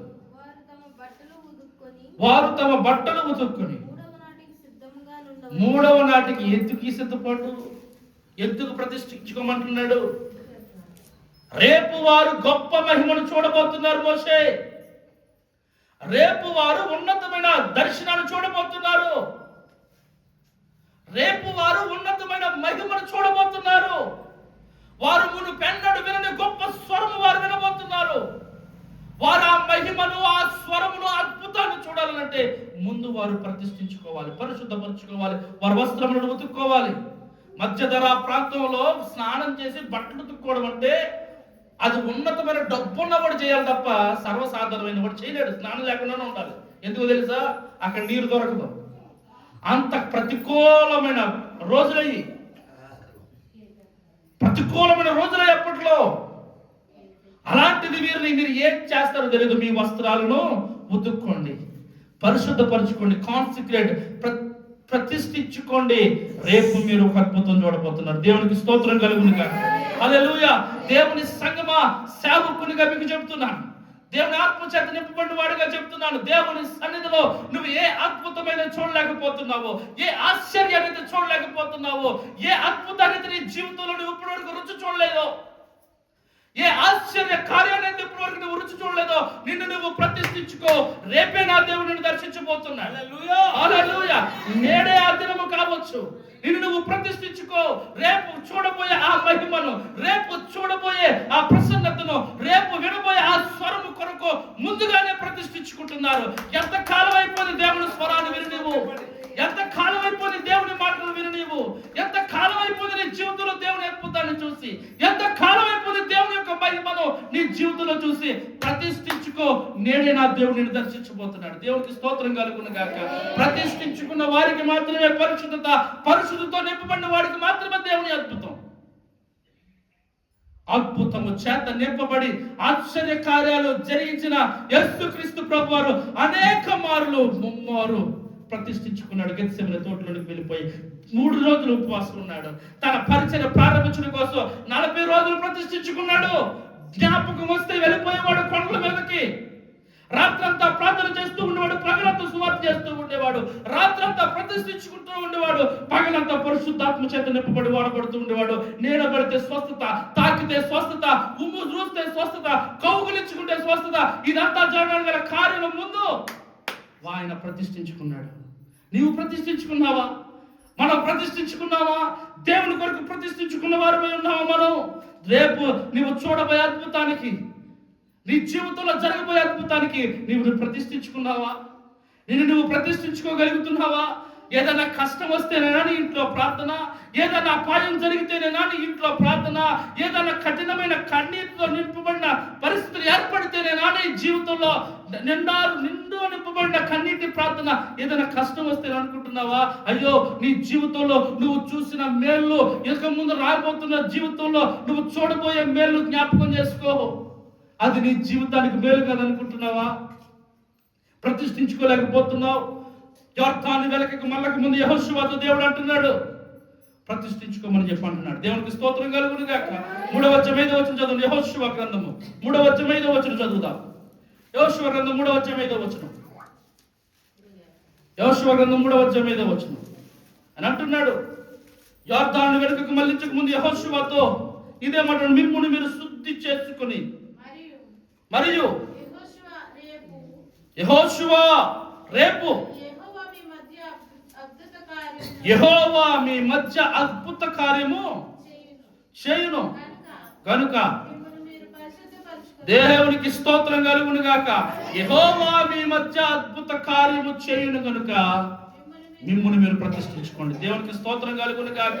నీ మధ్య అద్భుతం, నీ ఇంట్లో అద్భుతం, నీ ఒంటిలో అద్భుతం, నీ శరీరాన్ని ఏలుబడి చేస్తున్న అనారోగ్యం మీద అద్భుతం, నీ ఇంటిని ఏలుబడి చేస్తున్న అప్పుల మీద అద్భుతం, నీ ఇంటిని ఏలుబడి చేస్తున్న మారు మనసు పొందని దురాత్మ చేత నింపబడని కుటుంబంలో దేవుడు రక్షణ అద్భుతము కుమ్మరించాలంటే నేడు నువ్వు ప్రతిష్ఠించుకో. గట్టిగా చెప్పలు కూడా దేవుని అనుమానించారు. దేవుని సంగమా, అపవిత్రత చేత నింపబడిన కళ్ళు, అపవిత్రత చేత నింపబడిన శరీరము, అపవిత్రత చేత నింపబడిన నీ యొక్క తలపులు, ఇవన్నీ పూర్తిగా నేల పట్టుకుపోయి నీ జీవితంలో అద్భుతం చూడాలంటే ప్రతిష్ఠించుకో. ఈ మధ్యాహ్న కాల సమయం నీ గ్రామం కొరకు, నీ గ్రామం మారు మనసు పొందాలనే దృక్పథం నీలో ఏమాత్రం ఉంటే నీ గ్రామం కొరకు ఒక దినాన్ని ప్రతిష్ఠించు, నీ ఇంటి కొరకు ఒక దినాన్ని ప్రతిష్ఠించు, నీ భర్త కొరకు ఒక దినాన్ని ప్రతిష్ఠించు, నీ బిడ్డల కొరకు ఒక దినాన్ని ప్రతిష్ఠించు. నువ్వు ప్రతిష్ఠించకుండా కేవలం ప్రార్థనకు వచ్చి వెళ్ళిపోయి ఏదో మారు మనసు పొందాలనుకుంటే నా దేవుని అద్భుతం నీ ఇంట్లో చూడలేవు. అది అసాధ్యమైన పని. నువ్వు ప్రతిష్ఠించుకోవాలి. సినాయి పర్వతం మీద దేవుని స్వరం వినడానికి 3 దినముల క్రితమే ప్రతిష్ఠించుకున్నారు వాళ్ళు.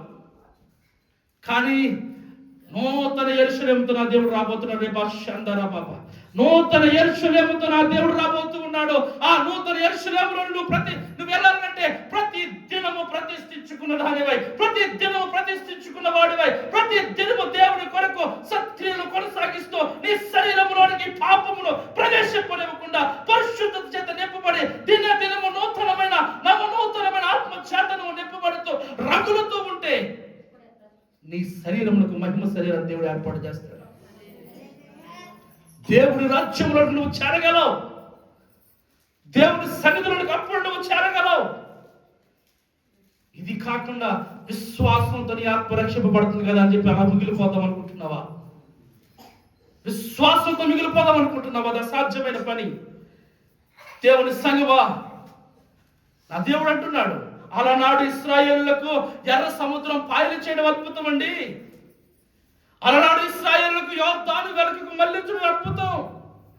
అలనాడు ఇశ్రాయేలులకు ఎర్ర సముద్రం పాయలు చేయడం, ఎరుకో గోడలో కూర్చడం, బండ నుండి నీళ్లు రప్పించడం, ఆకాశం నుంచి మన్నాను కురిపించడం, పూరేలు కురిపించడం, శత్రు సమూహము వారి మీద దాడి చేయకుండా రాత్రి పగలు మేఘ స్తంభముగా, రాత్రి అగ్ని స్తంభముగా కాపాడబడడం. అది ఆనాడి అద్భుతం అయితే ఈ రోజు నీ అద్భుతం ఏంటి?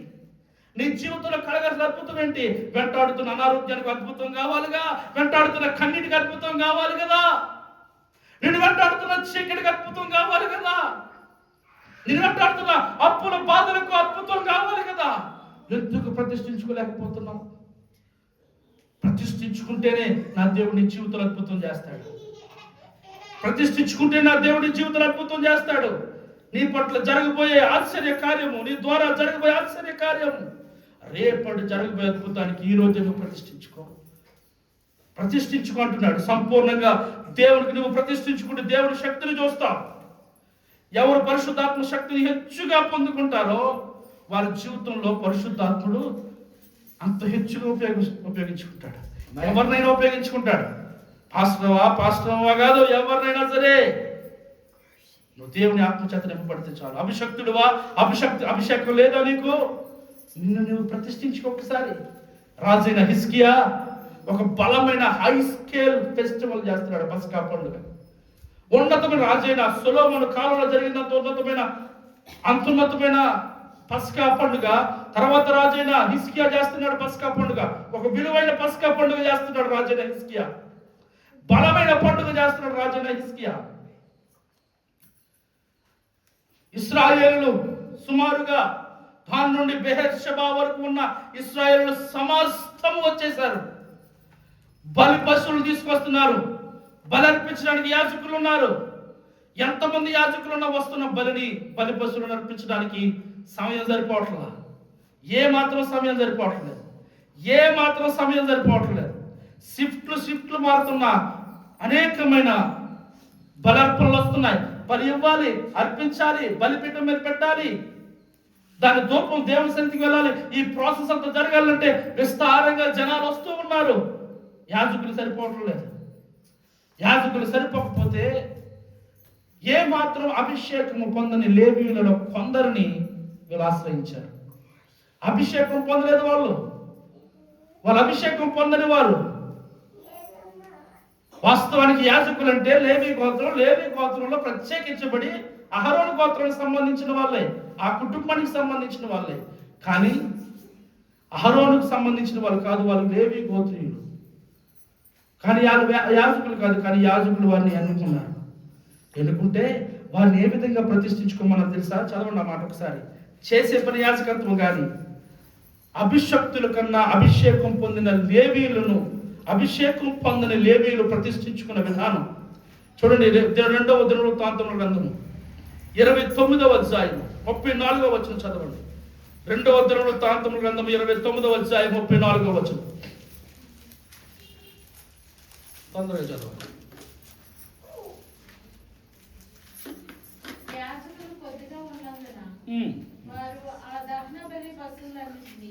యాజకులు కొద్దిగా ఉన్నందున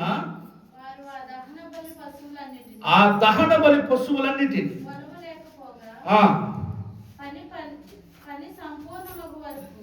పని సంపూర్ణమగు వరకు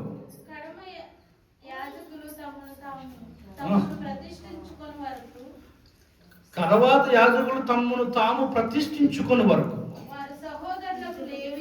వారి సహోదరులకు లేవీయులు వారికి సహాయం చేసి తమ్మును ప్రతిష్ఠించుకొనుటయందు యాజకుల కంటే దేవునికి స్తోత్రం కలుగును గాక. హల్లెలూయా. సేవకుల కంటే విశ్వాసులు యథార్థ హృదయంతో బలి అర్పించారట, బలిని స్వీకరించారట. దేవునికి స్తోత్రం కలుగును గాక. ఏంటంటది? మళ్ళీ చదవండి అన్నమాట. యాజకుల కంటే లేవీయులు యథార్థ హృదయులై. దేవునికి స్తోత్రం కలుగును. యాజకుల కంటే అంటే యాజకులు సర్వసాధారణంగా యాజకులు నిత్యము అభిషేకించబడిన వారే. కానీ అప్పటికప్పుడు పనికి అవసరం అని చెప్తే ఆ పనికి ఎవరు సరిపోతారంటే సంఘంలో ఎవరు ప్రార్థనా పరులు ఏర్పాటు చేసుకున్నారు. నిత్యము సిద్ధపడుతున్నారంట వాళ్ళు. దేవునికి స్తోత్రం కలుగునుగా. గొప్ప గొప్ప సేవకులు కంటే విశ్వాసులు గొప్ప గొప్ప ప్రార్థనా పరులు ఉన్నారట, ఆత్మచేత నింపబడి ఉన్నారట. ఈ పని సేవకుడే చేయాలి, ఈ పని పాస్టర్నే చేయాలి, ఈ పని ఫలానా బిషప్ గారు చేయాలి, ఈ ప్రార్థన ఫలానా బిషప్ గురించి ప్రారంభించాలి, ఈ పని ఫలానా పోప్ వచ్చి చేయాలి. ఇది కాదు. నువ్వు సిద్ధపడితే నీ ఆత్మ రక్షింపబడి నీ శరీరము ఆత్మ సంబంధమైన సక్రియలు కొనసాగిస్తూ ఉంటే గనక నీకు మించిన పనుడు ఎవడాడు? దేవునికి స్తోత్రం కలుగు. నీకు మించిన పనుడు ఎవడాడు? ప్రతిష్ఠించుకుంటే చాలు. గొప్పగా చేశారు, అప్పుడు దేవుని ఎవరి మీదకి వస్తుంది? ఎవరి మీదకి వస్తుంది? ఎవరి మీదకి వస్తుంది? అంత గొప్ప పని చేస్తే ఎవరి మీదకి వస్తుంది? ప్రతిష్ఠించుకుంటున్న సంఘం మీదకి, ప్రతిష్ఠించబడిన వారి మీదకి వస్తుంది. మీ ప్రతిష్ఠితకు ఈ బరకం దగ్గర అర్థమైపోతుంది. ఈ బరకం దగ్గర మీ ప్రతిష్ఠత అర్థమైపోతుంది. సిగ్గుపడాలి. దేవునికి స్తోత్రం కలుగును. అభిషేకం పొందిన వ్యక్తి కాకపోవచ్చు, తైలాభిషేకం వేసి నిన్ను పాస్టర్ గారు ప్రార్థించకపోవచ్చేమో, కానీ నీ చూపు, నీ తలంపులు, నీ వృత్తి, నీ రహస్య జీవితం దేవునికి అంగీకారంగా ఉంటే చాలు. ఆ దేవుడు నిన్ను వాడుకుంటాడు. దేవునికి స్తోత్రం కలుగును. ఆ దేవుడు నిన్ను వాడుకుంటాడు. నువ్వు ప్రతిష్ఠించుకుంటే చాలు. నీ మాటకి శక్తినిస్తాడు, నీ చూపుకి శక్తినిస్తాడు, నిన్ను శక్తివంతునిగా చేసి దేవుడు నిన్ను వాడుకుంటాడు. దేవునికి స్తోత్రం కలుగును.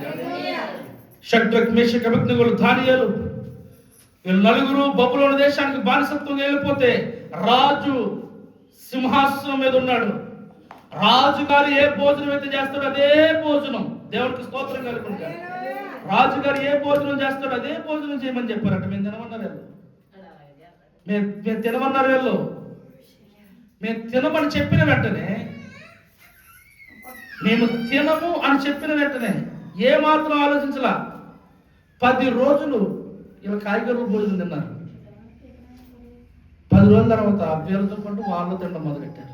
దేవునికి స్తోత్రం. ఏంటి? కాయగూరల భోజనం. అయ్యా, మేము ప్రతిష్ఠించుకున్నాం. దేవతలకు పెట్టిన దాన్ని మేము తినం. మేము ప్రతిష్ఠించుకున్నాము. దినమునకు ముమ్మారు మా కిటికీలు తెలుసుకుంటామని మేము ప్రతిష్ఠించుకున్నాం. నువ్వు సింహాల భూమిలో పడేసినా మేము ప్రార్థన చేస్తాం. మేము ప్రతిష్ఠించుకున్నాం. నువ్వు అగ్నిగుండంలో పడేసినా మేము ప్రార్థన చేస్తాం. ప్రతిష్ఠించుకున్నారు. వారి నోటిని ప్రతిష్ఠించుకున్నారు దేవుని కోసం. దేవునికి స్తోత్రం కలుగుతుంది. యోసేపు తన శరీరాన్ని ప్రతిష్ఠించుకున్న దేవుడికి అవమానకరంగా నేను ఏ మాత్రం పాపం చేయను తన శరీరాన్ని ప్రతిష్ఠించుకున్నాడు యోసేపు. యోబు తన కంటితో నిబంధన చేసుకున్నాడు.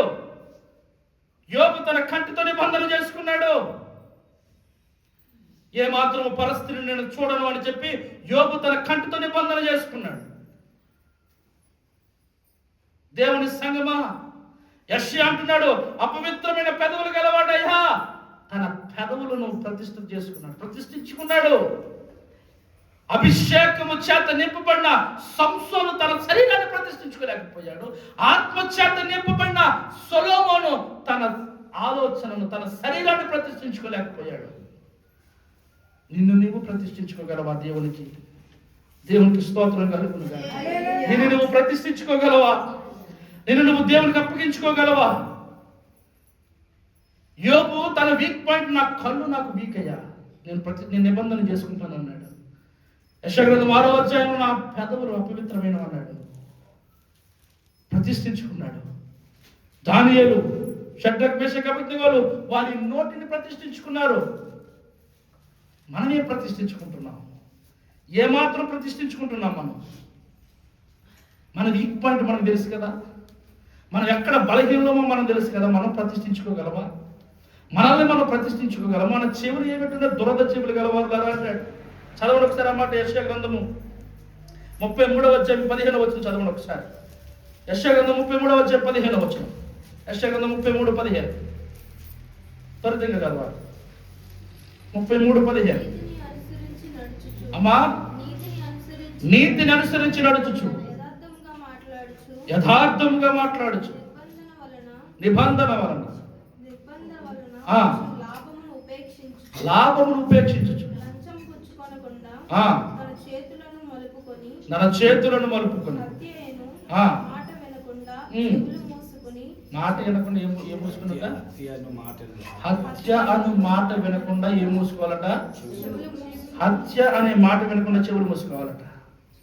ఏం మూసుకోవాలంటమ్మా? హత్య అనే మాట వినకుండా. గట్టిగా చెప్పండి. అదే సామెతల గ్రంథము 28:9 చదవండి ఒకసారి. చెవుల గురించి ఏం చెప్తున్నాడో చూడండి. చెవుల గురించి. చెవులే సకల దరిద్రాన్ని ఇంట్లోకి తీసుకురాగలవు, ఇంటి రోడ్డుకు తీసుకొచ్చేయగలవు. చెవులే ఎలాంటి ఉన్నాయినా నేల మట్టుకు దేకించేస్తుంది. చెవే నేల మట్టుకి. చదవండి ఒకసారి 28వ అధ్యాయం 9వ వచనం సామెతలు. ధర్మశాస్త్రము వినబడకుండా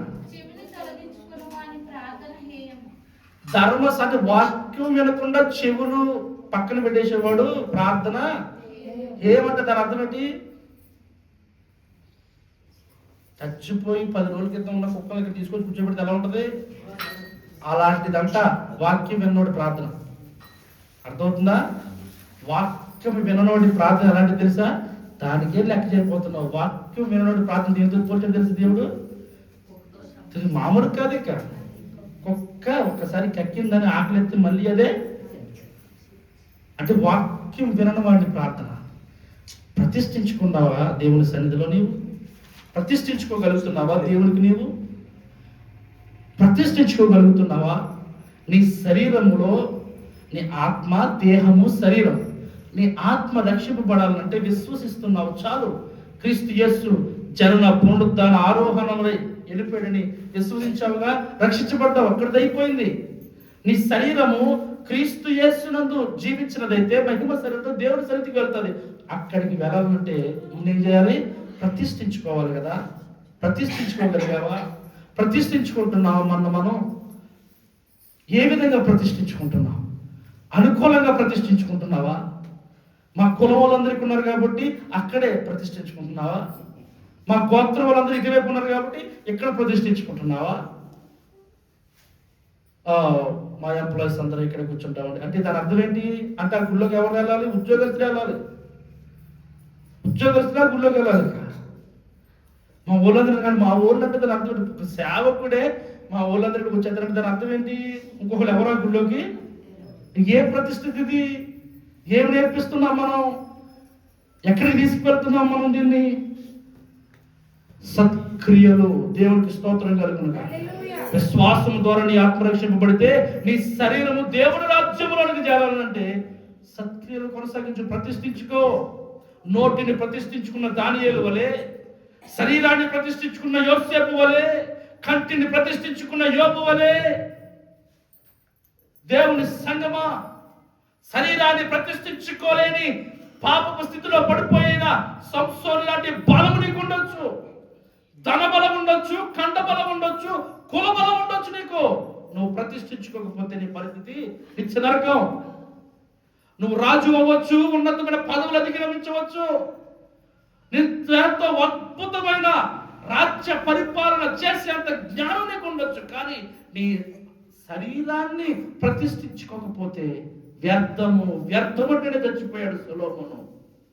ఏది ప్రతిష్ఠించుకుంటున్నావు? నమ్మకంగా దేవుని కొరకు ప్రతిష్ఠితం గలవాడుగా జీవించగలిగితే చాలు. పరిశుద్ధతను దేవుడు అప్పగిస్తాడు తప్ప నువ్వు టీవీ చూస్తూ నేను టీవీ చూస్తున్నాను, నేను టీవీ చూడడం మానేయాలి ప్రభా, నాకు పరిశుద్ధ, ఇలాంటి ప్రార్థనలకు దేవుడు లొంగిపోవడం. నువ్వు మానేసి అప్పుడు దేవుడు అడుగు. నువ్వు చేస్తూ దేవుడు అడగడం కాదు, నువ్వు మానేసి దేవుడిని అడుగు. ఉచితంగా వస్తున్న ప్రతిదాన్ని నువ్వు తీసుకుంటున్నావు. ప్రభా తప్పు చేసేసాను కాదు, తప్పు చేస్తూ నన్ను క్షమించు ప్రభా కాదు, దాన్ని విడిచిపెట్టి దేవుని అడగాలి. దాన్ని పక్కన పెట్టి దేవుని అడగాలి. అది ప్రతిష్ఠించుకోవడం అంటే. ప్రతిష్ఠించుకోవడం అంటే ఏంటో తెలుసా? నేను ఇల్లు కట్టుకుంటానండి, ప్రార్థన చేయండి. ఇది ప్రార్థన అవసరం. ఇల్లు కట్టుకోవడం కోసం నువ్వేం ప్రతిష్ఠించుకున్నావు? ఏం ప్రతిష్ఠించావు? ప్రతిష్ఠించుకోగలుగుతున్నావా దేవుని కోసం? నోటిని ప్రతిష్ఠించుకున్నారు, కంటిని ప్రతిష్ఠించుకున్నారు.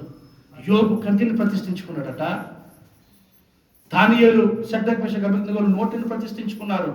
తన శరీరంలోనికి ఏది పడితే అది వెళ్ళకూడదని. యోసేపు తన శరీరాన్ని ప్రతిష్ఠించుకున్నాడు, కానీ సంసోను ప్రతిష్ఠించుకోలేకపోయాడు. సొలొమోను ప్రతిష్ఠించుకోలేకపోయాడు. నీవు నేను ఏం ప్రతిష్ఠించుకుంటున్నావు? దేవుని అడుగుదాం. మోకరించండి, ప్రార్థన చేసుకున్నాం. ప్రభువా, నా సన్నిధానంలో నన్ను నేను ప్రతిష్ఠించుకోవడానికి ఇష్టపడుతున్నాను. దేవుని అడుగుదాం. మోకరించండి, ప్రార్థన చేద్దాం. సంపూర్ణమైన ఆత్మ చేత నింపబడితే గనక ఆ వ్యక్తి ఏ విధంగా దేవుని కొరకు వాడబడతాడో సంఘం చూస్తుంది రాబోయే రోజుల్లో, సమాజం చూస్తుంది రాబోయే రోజుల్లో. నిన్ను నీ కుటుంబం చూడాలని ఇష్టపడుతుంది. నీ కుటుంబంలో నీవు అలా ప్రతిష్ఠించుకున్న వాడిగా ఉంటే నీ కుటుంబం ఎప్పుడో దేవుని ఆత్మచేత నింపబడి దేవుని వైపుకు తిరిగేదేమో. దేవుని వైపుకు తిరుగుదాం. దేవునికి స్తోత్రం. హల్లెలూయా, హల్లెలూయా, హల్లెలూయా, హల్లెలూయా, హల్లెలూయా. రెండు ప్రార్థన చేసుకుందాం. స్తుతి స్తుతి స్తుతి స్తుతి స్తుతి స్తుతి స్తుతి స్తుతి స్తుతి స్తుతి స్తుతి స్తుతి. పరిశుద్ధత లేకుండా ప్రభుని చూడలేము. నీ విశ్వాసం, నీ భక్తి, నీ క్రియలు ఎలా ఉన్నదో ఒక్కసారి నువ్వు పరీక్షించుకో. ఈ ఉదయకాల మధ్యాహ్నం ప్రభునితో మాట్లాడినాడు.